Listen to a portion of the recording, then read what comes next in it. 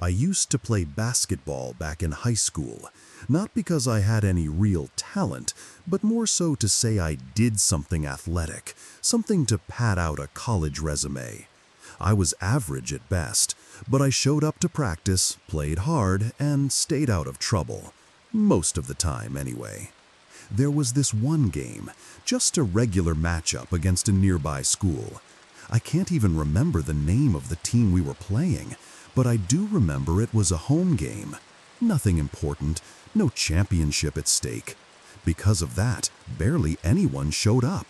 The bleachers looked half dead, scattered with a few yawning parents and disinterested classmates. I think we were down something like 22 to 213, or maybe it just felt that way. It was a blowout, and we were clearly getting stumped. That's when it started. Some kid on the other team, the kind of guy who looked like he got off bullying people, began trash-talking me and a few of my teammates, but mostly me. I could feel his eyes on me every time I missed a shot, feel the smirk before I even turned around. He mocked my size, snickered about my hair. He had that voice that was just loud enough to get under your skin, but quiet enough that the ref never heard it.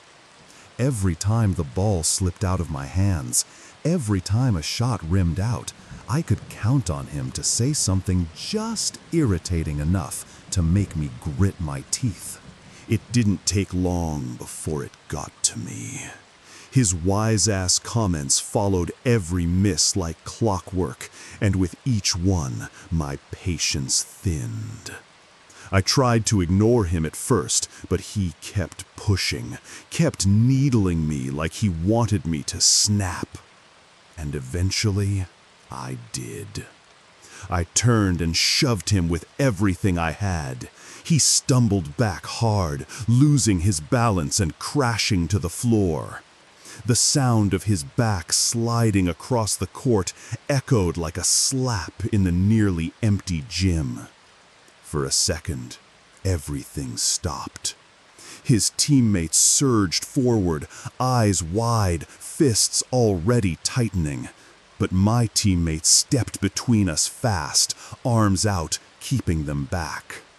The tension in the air was sharp and buzzing, like static before a storm. The ref's whistle pierced through it all, one long, shrill blast. He didn't even hesitate, threw me out of the game on the spot. I didn't care, not one bit. There was something so deeply satisfying about that moment, about watching that smug kid eat the floor, that I couldn't even bring myself to feel bad. I walked right past my coach, didn't even glance at him. I could feel his disappointment, sure, but I didn't stop, didn't speak, just kept walking. Straight to the locker room. The locker room door was locked for some reason.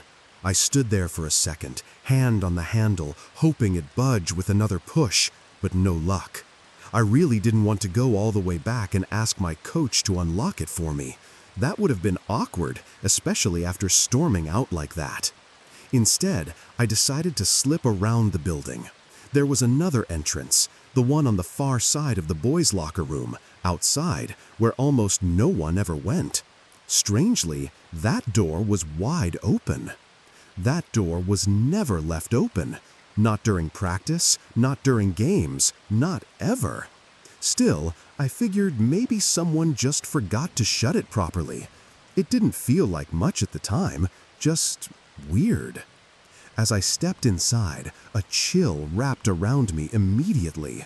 The air in there was just as cold as it was outside, sharp and stale. My first thought was that the door must have been open the entire game, letting all the warmth bleed out. That would explain the cold, sure, but not the way it made my skin prickle.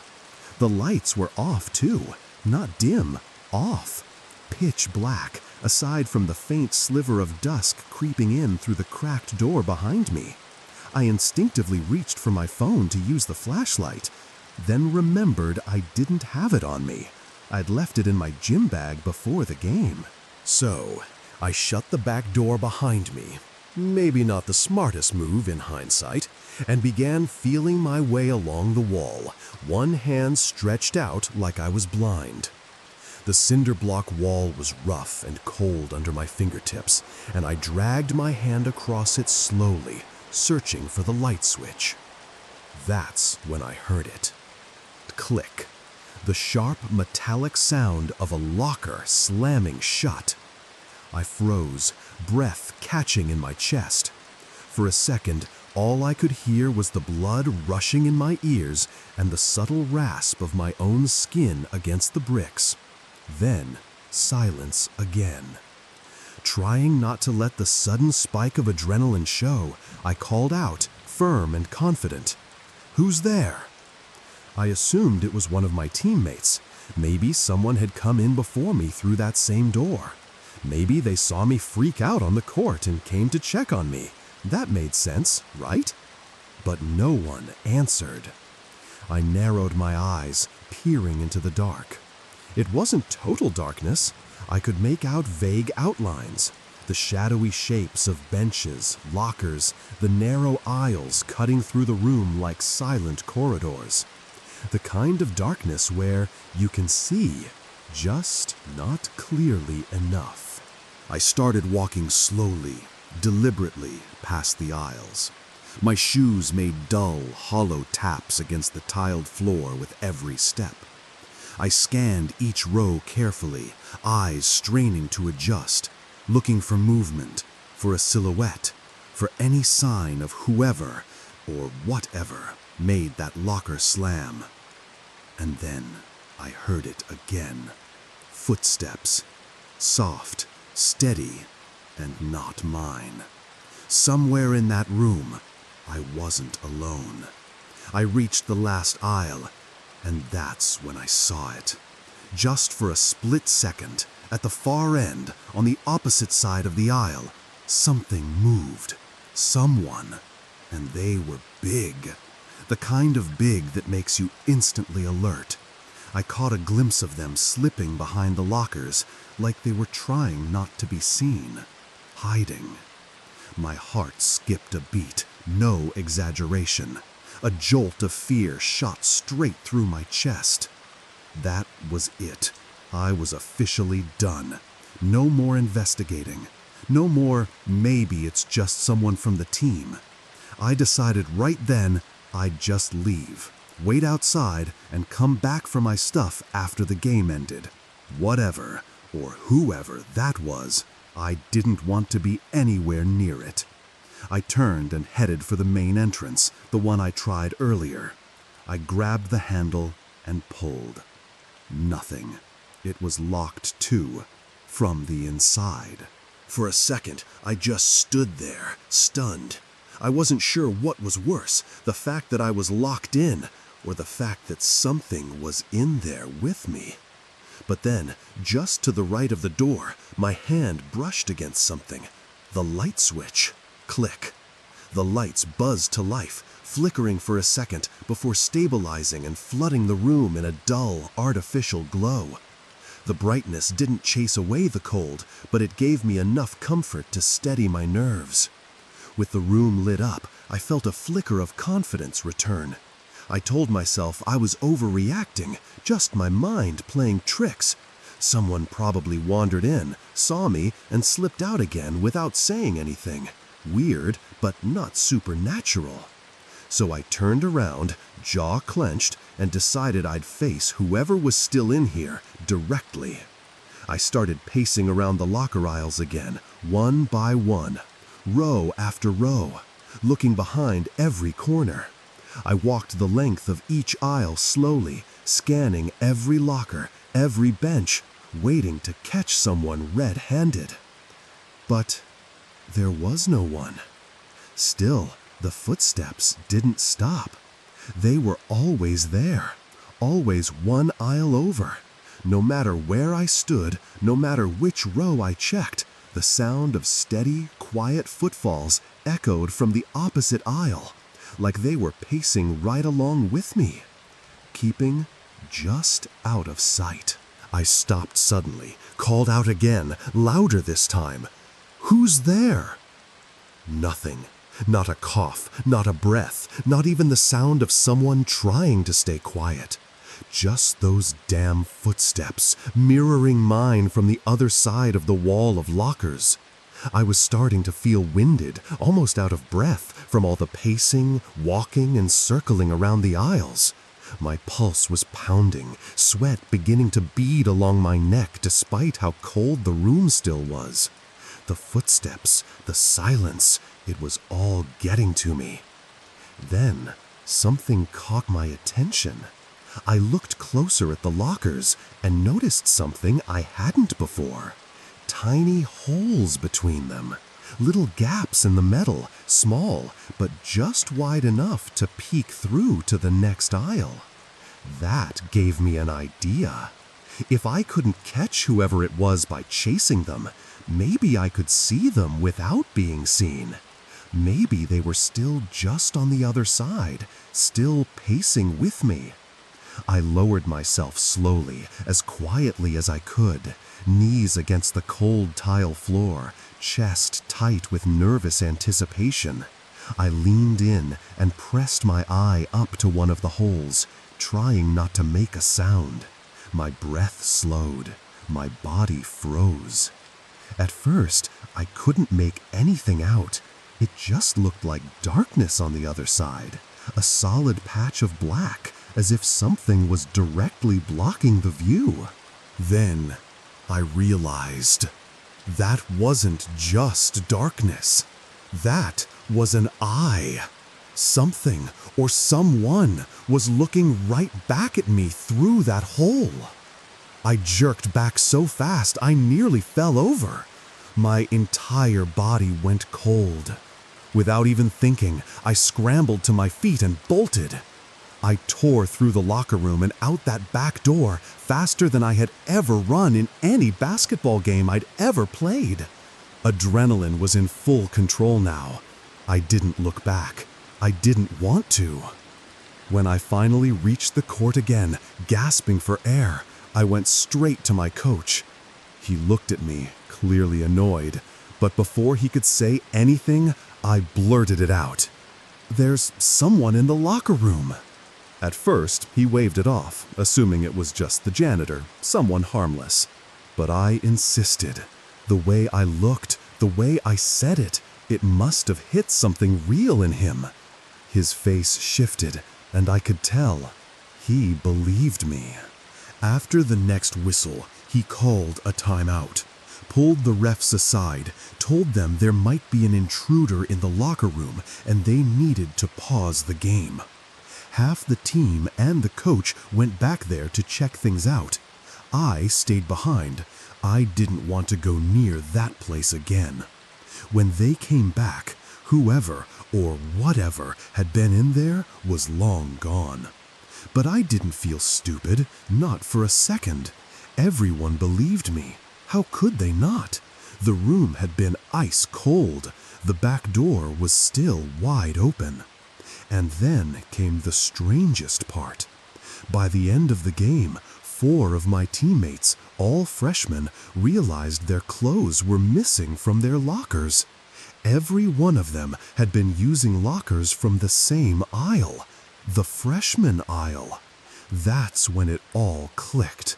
That's when I understood what kind of person I'd been trapped in that locker room with. And I can't begin to explain how grateful I am that I never caught him.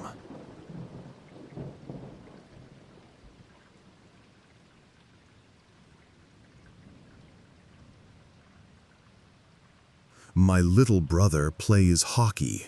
Not professionally or anything, he's only 13, but he takes it seriously. And since he's too young to drive himself, I end up being the one to take him to all his practices and games, a lot of them. His team always plays on this outdoor rink, which sounds kind of cool until you realize how absolutely freezing it gets out there.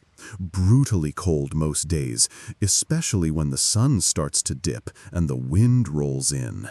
That bone-deep kind of cold. A couple of weeks ago, I drove him to one of his games. Nothing unusual, I knew the drill. But I also knew I was going to be bored out of my mind if I stayed there watching the whole thing. So I brought my girlfriend Michelle along to hang out with me. She's not really into hockey either, but I figured having her there would make it suck a little less. By the end of the first period, my brother's team was getting absolutely destroyed, like 4-0, and even the few parents in the stands looked like they were trying to pretend they weren't freezing to death. We weren't enjoying it either. So Michelle and I decided to, head somewhere a little more private. Not for anything like that. It wasn't sexual. We just wanted to smoke a little. Something we brought with us. Nothing heavy, just enough to pass the time and loosen up a bit. Michelle doesn't smoke often, but I can usually convince her to light up with me when we're alone. She trusts me. The park that the rink's built in is huge, woodsy, maybe too woodsy. About half of it is nothing but thick, tangled forest, tall trees, winding paths, that kind of thing. Locals have a name for it, the Burning Woods. The name alone sounds like something out of a ghost story, but people mostly use it casually, like it's no big deal. We wandered into the tree line a bit, found a quiet spot tucked behind a few thick tree trunks, far enough from the rink that we wouldn't be seen, but not so far we'd get lost. It was peaceful for a moment, just the trees swaying in the wind, the faint echo of hockey sticks smacking pucks from far away. I pulled out the bowl and lighter, lit it up, took a hit, and passed it to Michelle. She hesitated, like she always does, then eventually took a quick puff and handed it back. That's when we heard them. Footsteps, crunching through leaves. Close. Too close. I didn't even think. My hands acted before my brain did. I stuffed the lighter and pipe into my jacket pocket in a panic, heart suddenly kicking into overdrive. We weren't supposed to be out here. And we definitely weren't supposed to be smoking. That's when we heard it. A chuckle. Low, casual, but it didn't belong to either of us. A second later, two guys stepped into the light filtering between the trees. They looked like they were in their mid to late 20s, definitely older than us, and definitely out of place for a kid's hockey game. The first guy had one of those painfully cliched mohawks, a jagged green stripe cutting through the middle of otherwise black, fuzzy hair. The kind of look that screamed, trying too hard. The second was bigger, bald, with a thick goatee, and the kind of heavy-lidded stare that made you instinctively want to look away. The guy with the mohawk laughed again and waved a hand like we were old friends. "It's cool, don't worry about it," he said casually. "You got enough for 2 more?" Everything in me wanted to shut it down right then and there. My first instinct, bubbling up behind clenched teeth, was to say, "Piss off, I'm spending time with my girlfriend." But the words never made it past my lips. Instead, what actually came out, without me even thinking, was, "Yeah, I think so." God, I'm a coward. That's the worst part. I always think of the right thing to say after it's too late. My brain runs the perfect script in my head, bold and confident. But when it comes time to speak, I choke. I always choke. The guy laughed again and shook his head. "Nah, I'm just messing with you," he said, grinning. Then he gestured casually toward the parking lot. "But I got some super dope Durban poison in my car, if you're interested." I glanced at Michelle. She gave a little shrug, non-committal, but I could see it in her face, that uneasy little flicker in her eyes. She didn't want to go with them, not even a little, and truthfully, neither did I. There was something about these guys that just felt off. I turned and looked back toward the direction of the rink. I could still hear faint cheers and the scrape of skates echoing from the game. That distance suddenly felt important. I cleared my throat and said, "Nah, it's okay. We were just finishing up anyway." Mohawk guy gave a slow nod. Nothing aggressive, just calm. Too calm. Oh. He stepped forward and stuck out his hand, palm open, in a half handshake, half high five kind of motion.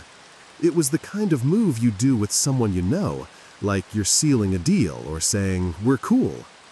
I hesitated, just for a second. Then, against my better judgment, I reached out and shook his hand. His grip was firm. Too firm.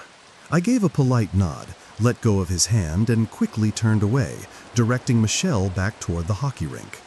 Neither of us said anything right away, but after a few steps, she leaned in a little closer and murmured what we were both thinking. "Those guys were weird."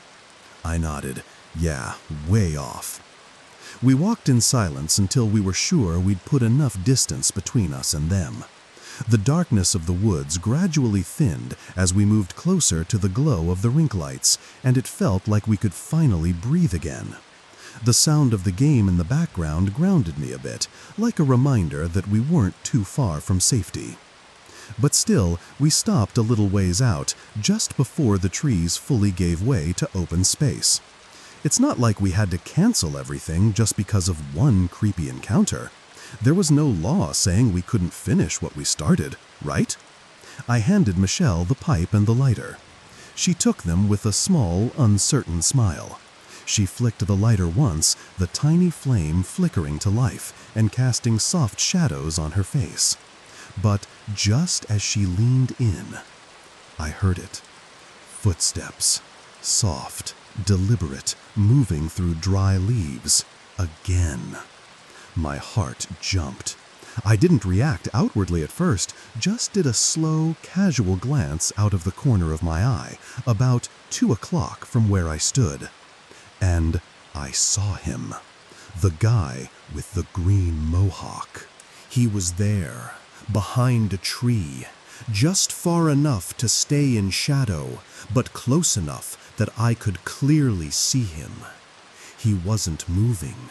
Just standing still, watching. His head was tilted slightly, peeking out from behind the trunk in a way that made my skin crawl. It wasn't just curiosity anymore. It was deliberate, focused. I didn't say anything, didn't want to spook Michelle or make a scene. So I did that thing. You know, when you dart your eyes in a certain direction, trying to subtly signal someone without speaking. I shifted my gaze toward the tree, hoping Michelle would pick up on it. She didn't get it at first, but then, snap! A sharp crack, a stick breaking, right behind the tree we were standing next to. That was it. No more subtle hints, no more second guessing. I grabbed Michelle's hand, firm but not panicked, and tugged her with me, fast but steady, as we moved back toward the hockey rink. Neither of us said a word. We just kept walking, hearts pounding, ears straining for any sign of footsteps behind us. As we stepped back into the lights surrounding the rink, the safety of open space and familiar sounds hit like a wave of relief. The chatter of parents in the bleachers, the squeak of skates on the ice, the clang of a puck hitting the boards.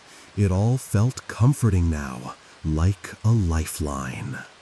Any desire I had to keep smoking was gone, completely gone.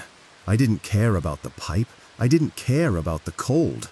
All I wanted was to sit in the bleachers, in the light, surrounded by people, and stay there. We made it past the tree line, back onto the gravel path that curved toward the rink's main lot. The warmth of the overhead lights grew brighter the closer we got, and for a moment I let myself believe it was over, that we were in the clear. That's when we heard it. One of the guys called out. It wasn't a yell, it wasn't angry or loud, just a calm, deliberate tone that stopped us in our tracks. We turned around. They were standing right there at the edge of the trees, maybe 20 feet back, both of them, the guy with the mohawk and the bald one. Just standing still, half in shadow, the outlines of their bodies soft beneath the tree canopy. And they were smiling. Wide, unblinking, haunting smiles. Not friendly, not human. And then I saw something that made my stomach knot. There was a third guy. Just behind them, almost hidden, he was leaning half behind a tree, so still I wasn't sure he was even real at first. Just a dark shape with a pale face, watching, silent. I opened my mouth and forced out the words, loud enough to carry but still trying to sound casual. "No, it's okay, guys, thanks." But there was no offer in their voices. There was no request. Those words I'd spoken, they hit me wrong the second they left my lips. It wasn't a request. That realization landed like a punch to the gut. I didn't want to turn around. I didn't want to take my eyes off them. But I didn't want to look any longer either. So I didn't speak. I just nudged Michelle forward, faster, toward the bleachers, toward the lights and the people. We were maybe 50 feet away now, but it felt like miles. I didn't turn around. I didn't want to see what was in their hands. A gun, a knife, who knew? Whatever it was, I felt that if I looked, if I gave it any attention at all, something irreversible would happen. We reached the bleachers, finally, the sound of the crowd wrapping around us like a protective blanket. We sat down, tried to blend in, act like nothing had happened. The fear still clung to me, crawling along the edges of my skin. But being around other people, being seen, offered a fragile kind of comfort. The game eventually ended. My brother's team lost 9-5. He stayed behind for a little while, talking with his coach, who was offering him a spot on a different team.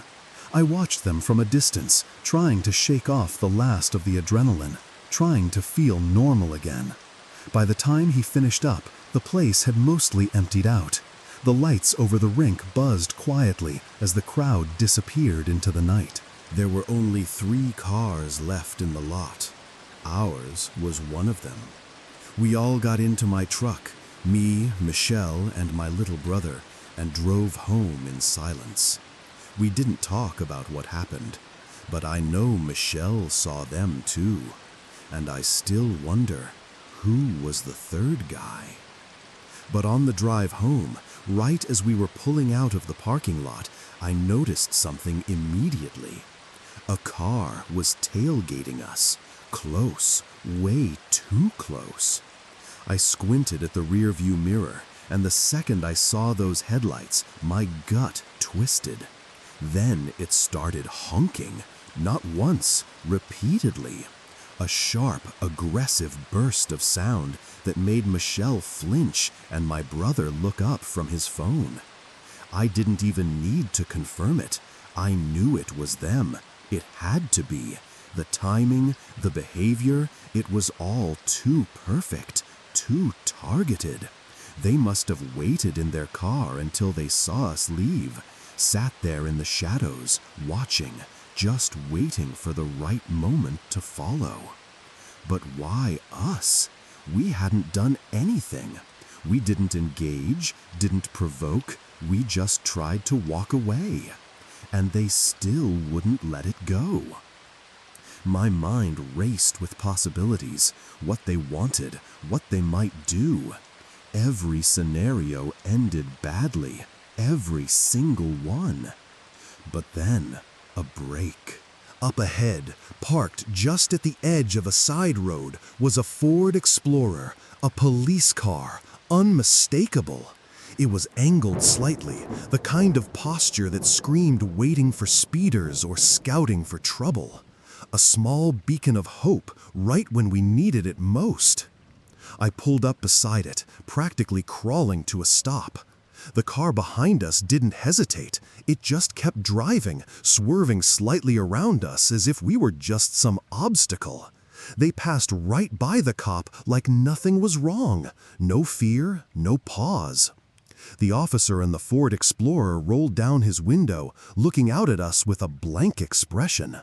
I leaned over and pointed, my voice a little shaky but firm. "Those guys are harassing us," I said. "They followed us from the park." The cop gave a slow nod. Just a nod, and said, "Okay." Then he rolled his window back up. That was it. No questions, no license plates taken, no siren, no urgency. Just okay. I sat there for a moment, unsure what to do, whether to wait and hope he followed them or just get moving. But the silence made the decision for me.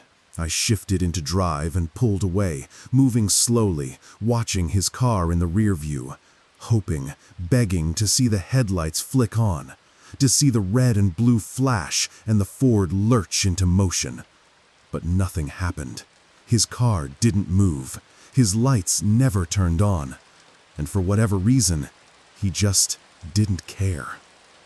We made it home without further incident, but the silence in the truck was heavier than anything we'd smoked. My knuckles stayed white on the steering wheel all the way to the driveway.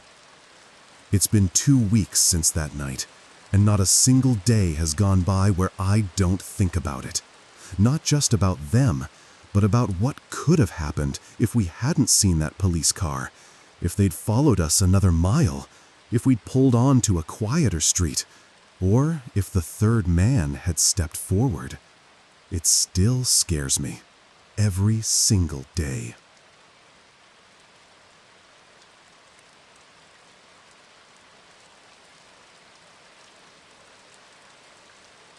All my life, I don't think I'll ever forget what happened that night. I've always had a tight group of friends, the kind you grow up with, the kind that just gets you. And the thing that bonded us more than anything else was baseball. Out of the 8 of us, 6 were on the same Little League team. But even off the field, the entire group played pickup games together like it was a religion. We all lived out in the country, real quiet area. Nothing but trees and dirt roads and old houses spaced miles apart. But tucked away in the woods, not far from where we lived, was this perfect little clearing. It had a full baseball diamond and a half-busted basketball court. I'm not kidding, it felt like our own private park. Hidden, peaceful, untouched, almost sacred. Nobody else ever showed up there. Mostly because nobody knew it existed. It was off this dead-end dirt road, the kind with no signs, no streetlights, and no reason to explore, completely surrounded by thick forest in every direction. We were 11, maybe 12 years old at the time, and out in the country, that meant our parents were pretty relaxed about letting us go out on our own. At least mine were. I could just grab my gear and head out. The field was about a quarter mile from my house, a straight walk through the woods. I'd sling my baseball bag over my shoulder, bat sticking out the top, glove tucked inside, a few extra balls rattling around the bottom, and just make the trip on foot like it was nothing. But this was the day that changed everything for us. The day that tore a hole in something we all thought was safe. The day that ruined that field forever. It was a Friday night in the middle of July, that perfect summer sweet spot where the days are hot but the evenings feel just right. We'd been playing for hours, messing around, taking turns at bat, talking trash like we always did. The sky had started turning that deep orange, one of those sunsets that looks like it's setting the horizon on fire. Beautiful, but kinda eerie too. That color in the sky meant one thing. Game's almost over. Time to start wrapping up. We didn't know it then, but we were only minutes away from everything going wrong. It just so happened I was up at bat when it started. Two of my friends who were out in the field suddenly stopped moving. One of them raised an arm and pointed toward the edge of the clearing. I lowered the bat and turned to look. Emerging from the tree line, slowly, casually, was a group of men. A big group. They walked in like they owned the place and sat down on the old bench near the field. There were 6 of them in total. Thinking back now, I'd guess they were in their 20s or maybe early 30s. Back then, they just looked like grown men to us. Tall, loud, confident. They didn't look like a gang, not exactly, but they also didn't look like the kind of guys you'd want to meet walking home alone at night. There was a roughness to them. Scruffy beards, leather jackets, torn jeans. One guy had a snake tattoo that wrapped down his arm. Another had eyes that didn't seem to blink. The part that got under my skin wasn't just that they were there. It was that they weren't doing anything. They weren't playing. They weren't walking dogs or messing around. They just sat or stood, watching us intently. Quiet at first, then chuckling to themselves, then getting louder, laughing and calling out things we couldn't quite make out. There was something unsettling in the way they watched us. Not amused, not friendly, just locked on, like we were a show or prey. We all kind of looked at each other, and without a word, we knew. Mutual agreement passed between us like a silent signal. Time to pack up. It was getting late anyway, sun almost gone. No one wanted to be there after dark, not now. We started gathering our gear, stuffing gloves and balls into bags, sliding bats into sleeves. The mood had shifted completely. That light, goofy energy we'd had all afternoon was just gone. And that's when they started calling out. "Oh, don't leave," one of them shouted mockingly. Another laughed, clapping his hands like we were kids running from the fun. We ignored them, tried to keep things normal. We gave each other high fives, saying goodbye like we always did after a game. But our eyes kept drifting back to that bench. And that's when we saw it. All 6 of them were standing now.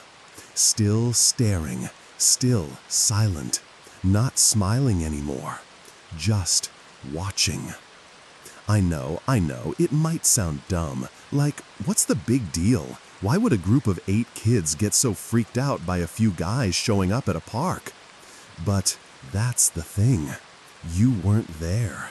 You didn't see the way they were staring, like they were waiting for something, like they already knew who they were going to follow.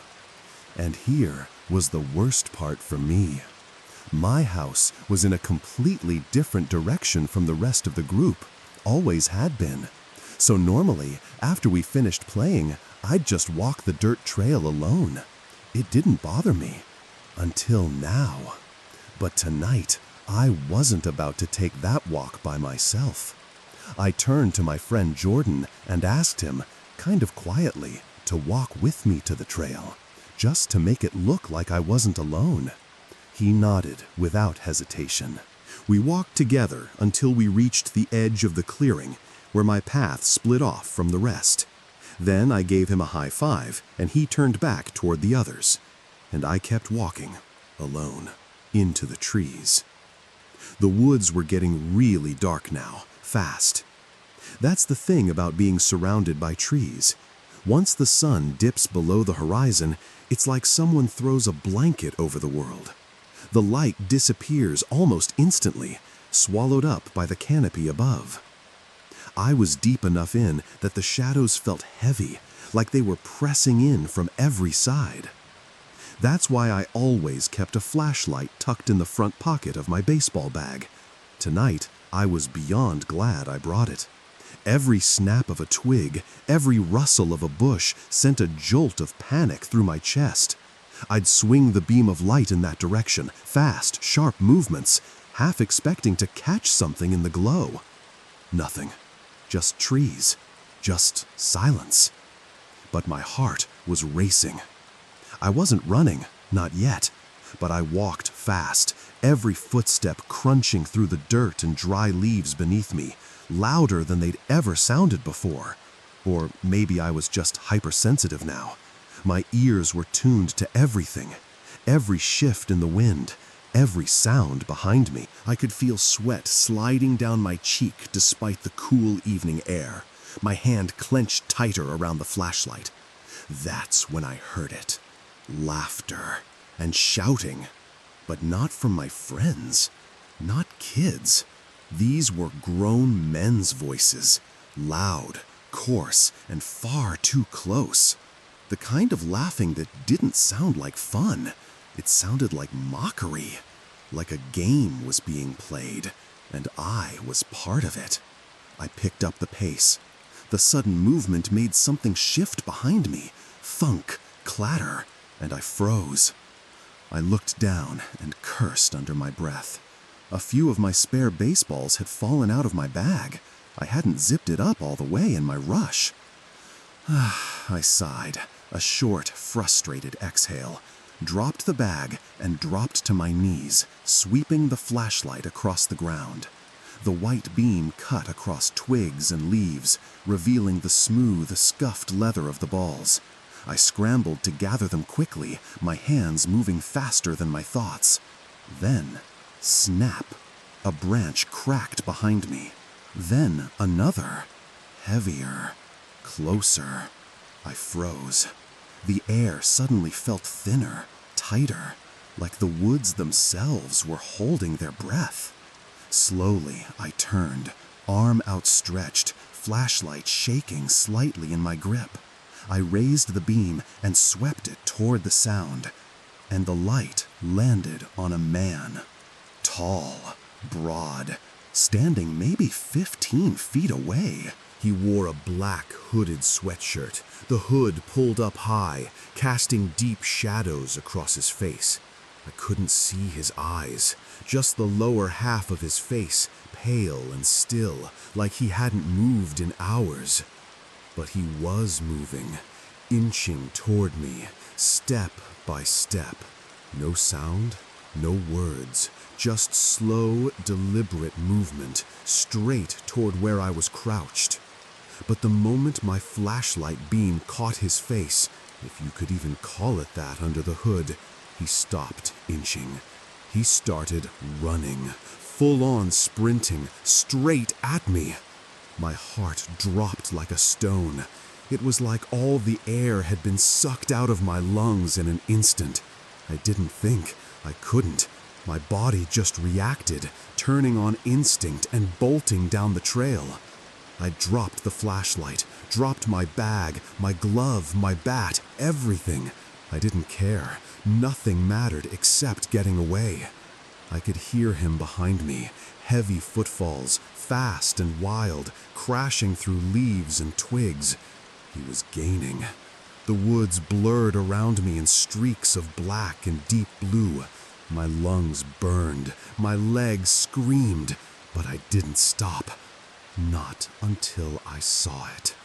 The light, a warm glow through the trees. My house. I pushed harder, stumbling out of the woods, screaming at the top of my lungs, "Mom! Dad!" The second my voice broke the night air, I heard something behind me shift.